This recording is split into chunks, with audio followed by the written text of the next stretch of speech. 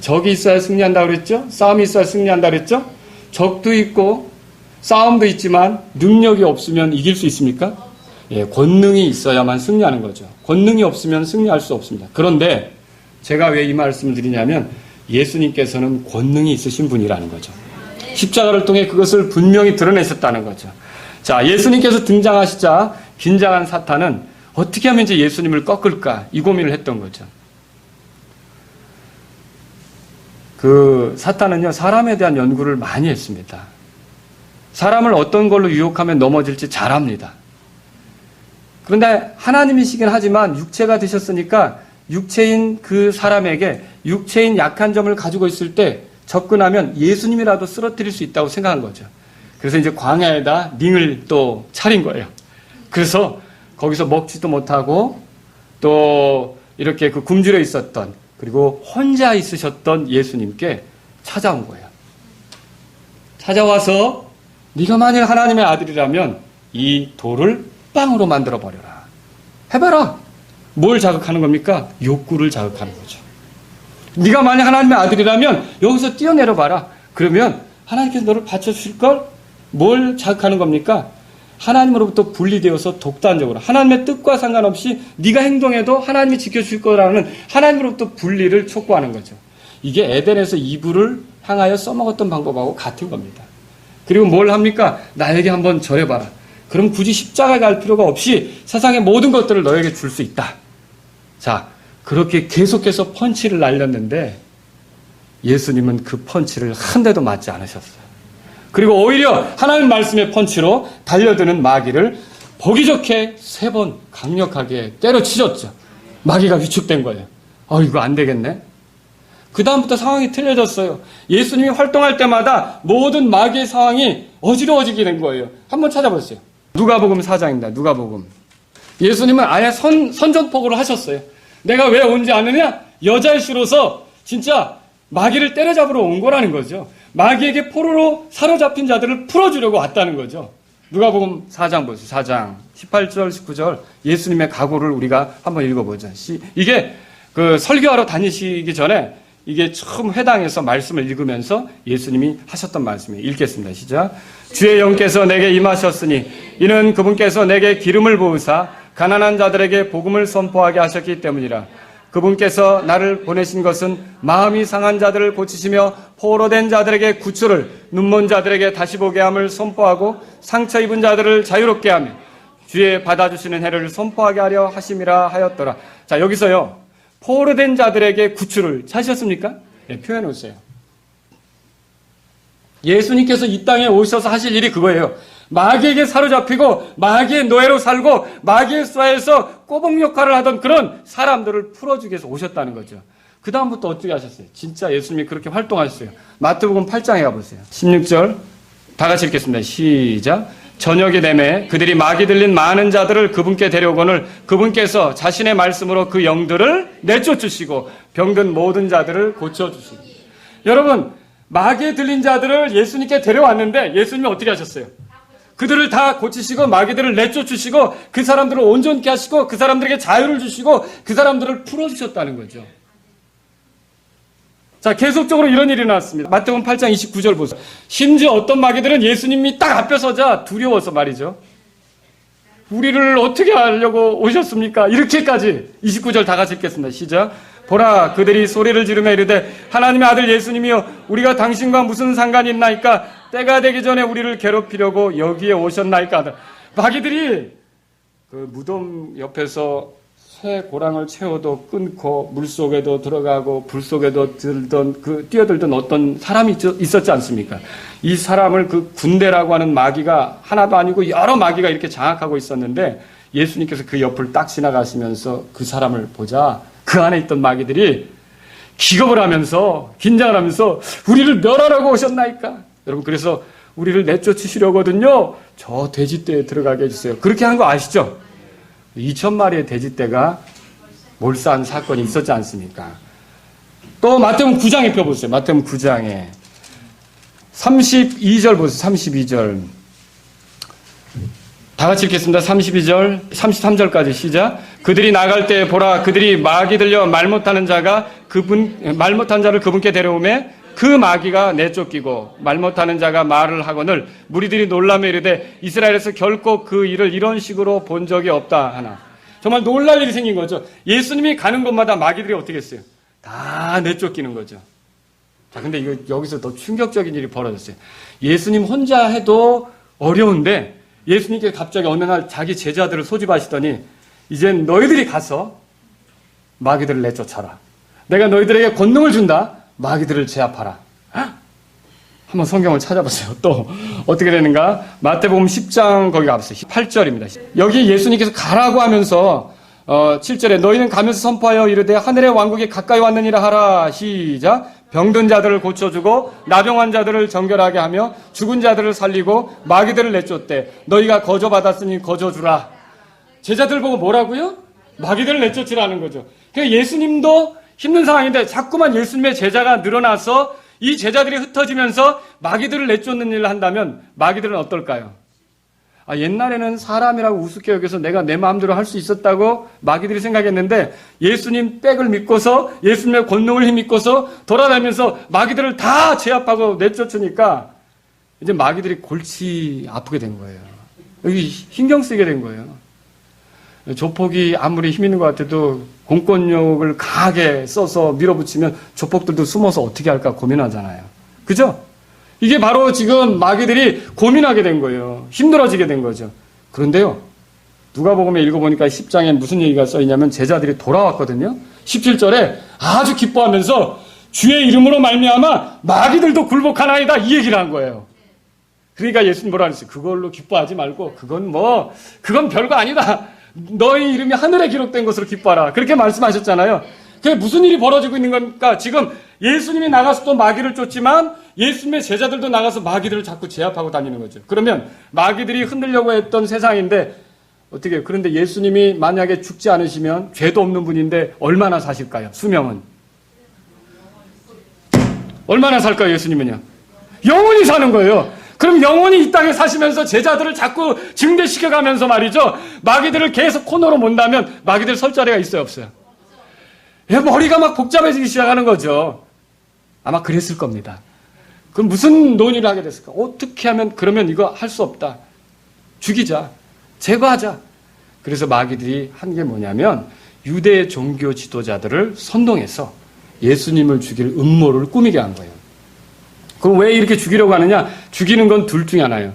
사실 예수님이 십자가에 가려고 하는 걸 알고 있었거든요. 그런데 십자가에 가게 되면 하나님께 순종하는 거잖아요. 그죠? 그래서 사실 십자가에 못 가도록 베드로를 통해서 뭐라 그랬어요? 마귀가.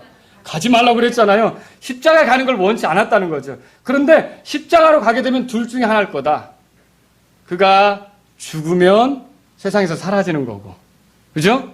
그가 죽지 않으면 그 고통이 너무 힘들어서 안 죽겠다고 버티면 하나님의 뜻에 불순종하는 거고. 불순종하는 거면 죄를 지은 거고. 그러면 우리가 다스릴 수 있고.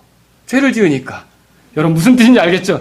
이 십자가로 보내는 것이야말로 해답이다. 예? 마귀들이 그래서 십자가로 몰아붙이자, 죽이자 이런 그 결의를 한 거죠. 그런데 거기에 예수님의 제자 중에 하나인 또 가룟 유다를 포섭했어요. 그래서 가룟 유다가 거기에 동참하게 했던 거죠. 그래서 가룟 유다가 거기에 결의하고 움직였는데 마침내 일이 순순히 돼가는 거예요. 그리고 어떻게 됐습니까? 예수님을 법정에, 빌라도의 법정에 세우게 됐는데 군중들을 선동해서 이번에는 십자가에 못 박으소서라고 외치게 만들었던 거죠. 그러면 어떤 일이 벌어진 거예요? 결국 예수님이 십자가에 달리는 그런 일이 벌어지게 된 거라는 거죠. 근데요, 만일 마귀가 좀 지혜로웠더라면, 마귀가 좀 똑똑한 거는 사실인 것 같아요. 그러나 하나님 편에서 보면 형편없이 어리석습니다. 마귀가 조금만 지혜로웠더라면 예수님을 십자가에 못 박도록 내주었을까요? 안 했겠죠.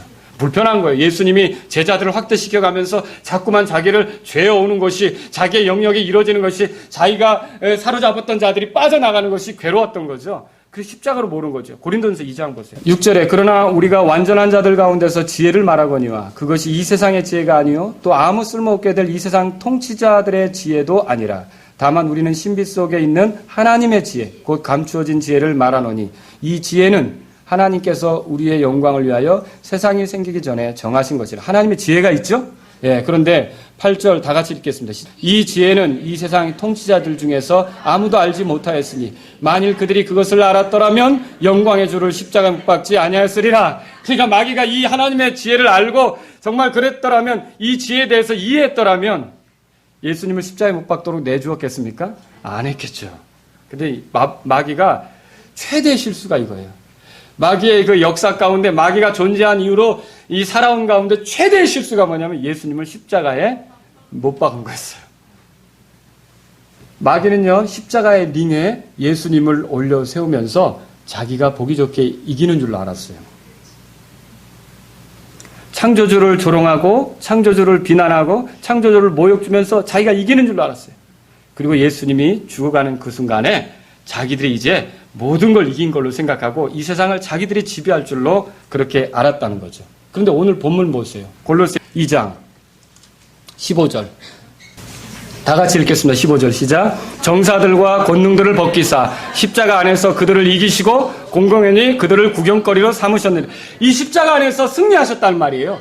십자가에서, 이 십자가의 링에서 마귀가 그 모든 정사들과 권능들이 예수님 혼자 두고서 다 달려들어서 예수님을 누르려고 했는데 예수님이 그 마귀들을 거기서 다 이기셨다는 거죠. 어떻게 이기셨습니까? 여기 세 가지로 표현되고 있어요. 첫 번째 단어가 뭐냐면요, 정사들과 권능들을 벗기셨다고 돼 있죠. 벗기셨다. 이 말이 무슨 뜻이냐면 그들이 가지고 있는 무기들을 다 빼앗고 무장해제시키셨다는 뜻이에요. 그들이 힘을 쓸 수 있는 무엇이든지, 그들이 사람을 그렇게 어렵게 만들 수 있는 무슨 무기든지 그걸 다 빼앗아 취하고 무장해제시키셨다는 거죠. 무기를 빼앗겼으니 어떻겠어요? 힘이 없겠죠. 그렇죠? 또 여기 두 번째 표현을 보세요. 그건 뭐냐면 정사들과 권능들을 구경거리로 삼으셨다고 되어 있어요. 공공연하게 구경거리로 삼으셨다. 여러분, 이게 무슨 말입니까? 그들이 별 볼 일 없음을 온 천하에 드러내셨다는 뜻이에요. 우리 반에 되게 좀 운동 좀 했다고 막 그 어깨에 힘주고 다니는 녀석이 있었어요. 그런데 어느 날 별로 등치도 크지 않은데 걔가 하도 괴롭힘을 당하다가 그냥 뭐 지렁이도 밟으면 뭐 한다 그러잖아요. 그죠? 쥐도 코너에 몰리면은 찍찍하고요. 고양이한테. 그렇죠? 그런 것처럼 좀 별로 등치 안 큰 아이가 순식간에 주먹을 쳤는데 그 운동 좀 했다는 아이가 그냥 쾅 쓰러져 버렸어요. 그럼 뭐라 그래? 별거 아니네. 별거 아니네. 그럴 거 아닙니까? 그 센 척한 게 별거 아니네. 다시 말하면 구경거리를 삼으셨다는 것은 마귀들이 별거 아니라는 것을 입증시키셨다는 뜻이에요. 그리고 세 번째 표현은 뭐가 있습니까? 여기에 십자가 안에서 그들을 이기시고 그랬죠.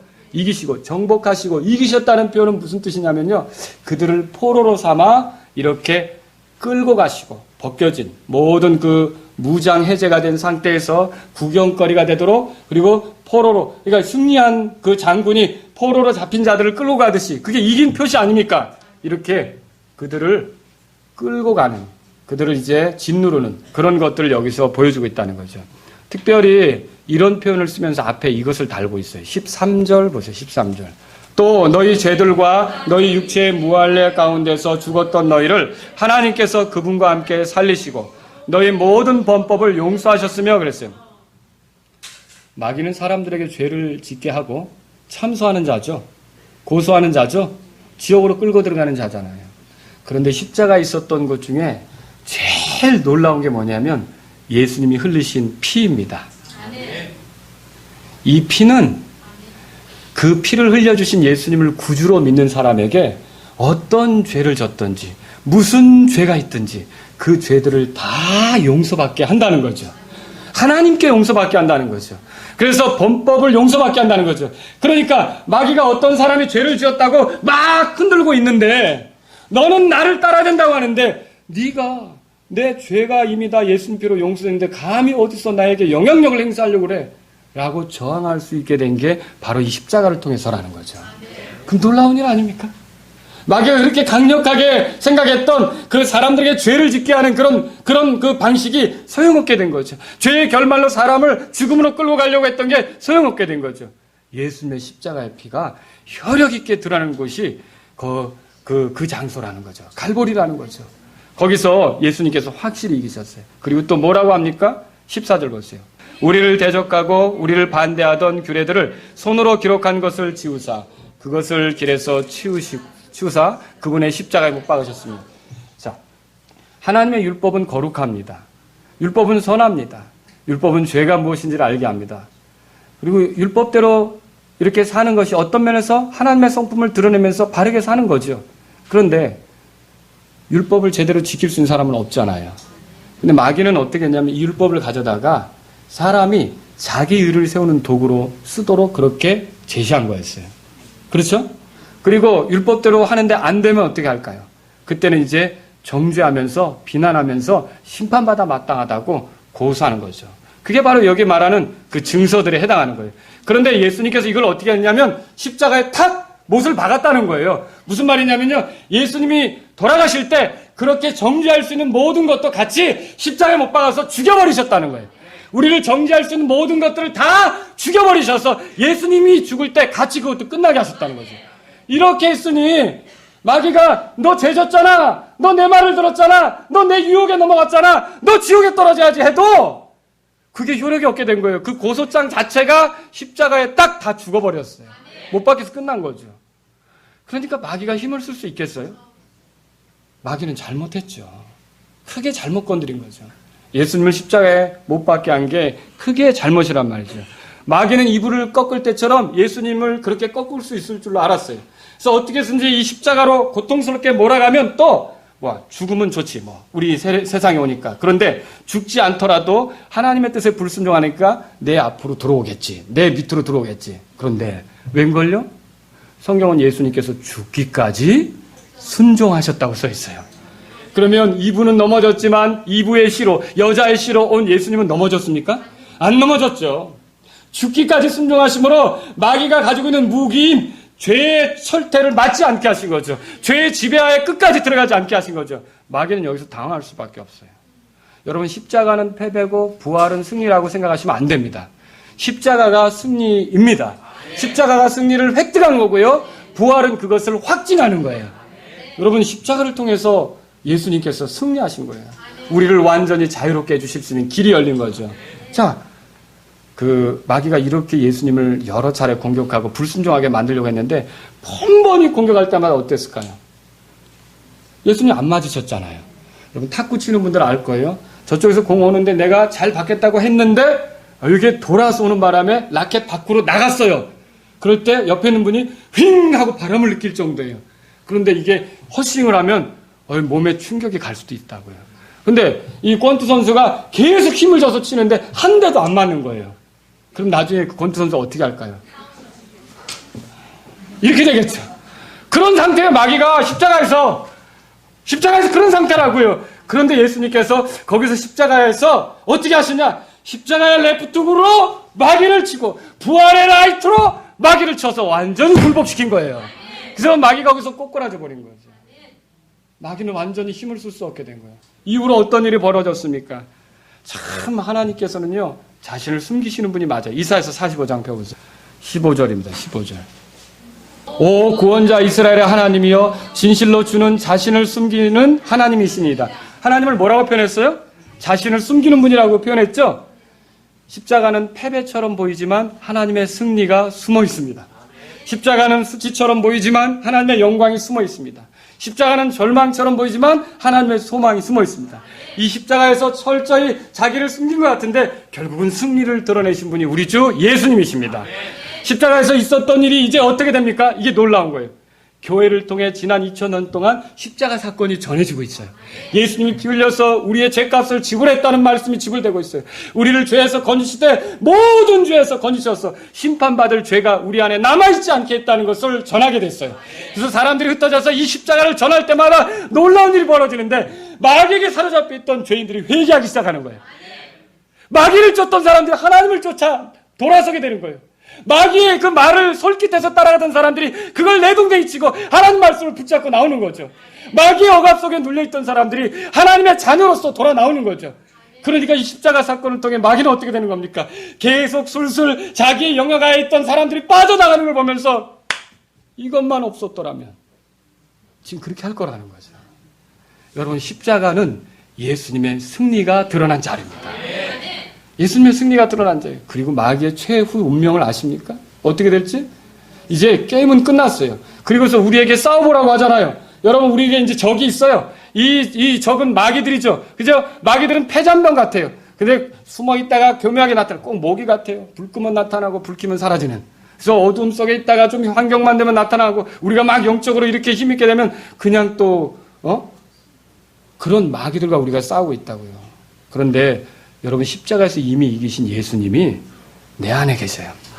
나를 강하게 하시는 그리스도를 통해 모든 걸 할 수 있느니라. 여러분, 마귀는 어떻게 됩니까? 마귀의 최후에 대해서는요, 마귀는 예수님이 묶지 않습니다. 예수님이 부르시는 한 천사가 가서 마귀를 묶게 돼요.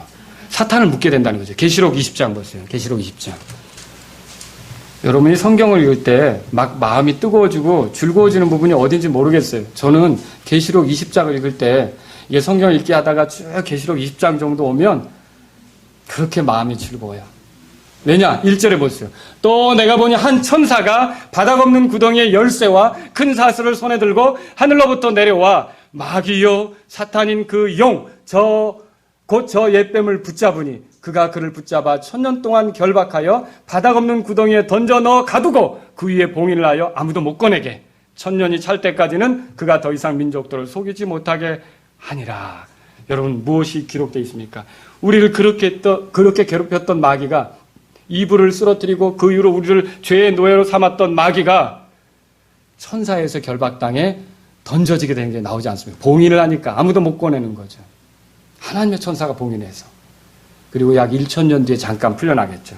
천연왕국 끝에 이제 정말 참 믿음으로 살지 않았던 사람들을 분간해내기 위해서 마귀가 나오겠죠. 그런데 그때 어떻게 합니까? 자, 10절 보겠습니다. 10절. 이게 마귀의 최후예요. 10절 마귀. 시작. 또 그들을 속인 마귀가 불과 유황 호수에 곧 그 짐승과 거짓 대언자가 있는 곳에 던져져서 영원 무궁토록 밤낮으로 고통을 받으리라. 아멘. 예수님이 십자가에서 이기셨습니다. 여러분, 패잔병처럼 살지 않기 바랍니다. 적이 있어야 승리가 있는 거예요. 왜 나에게 이런 많은 싸움이 있습니까? 그래야 승리가 있는 거예요. 싸움도 없고 적도 없다면 여러분 승리 경험 못합니다. 그런데 싸움만 있고 적만 있다면 승리 못합니다. 능력이 있어야 되는 거 아닙니까? 여러분과 저의 능력이 예수님이십니다. 그분은 이미 십자가에 승리하신 분이신데 마귀를 때려 눕히시고 마귀가 이제 예수님 앞에서는 벌벌 킵니다. 우리가 예수님과 굳게 연합돼서 나아갈 때 마귀는 물러갈 수밖에 없습니다. 결국 이 싸움은 하나님께 영광이 되도록 이제 십자가에서 다 결정된 거죠. 여러분, 이 싸움을 싸우고 있는 중인데 십자가에서 승리하신 예수님과 같은 편에 서서 여러분도 승리를 경험할 수 있는 그리스도인이 되기를 주의 이름으로 바랍니다.